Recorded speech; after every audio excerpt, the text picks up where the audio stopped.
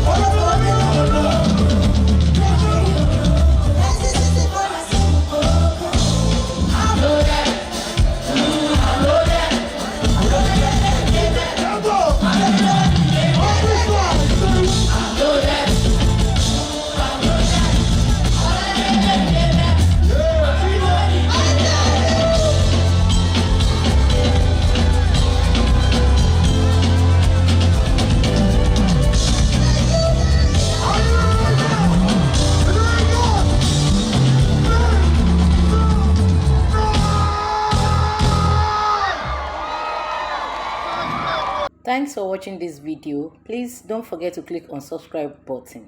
Kindly comment and share. We drop new videos daily. Thank you. God bless you.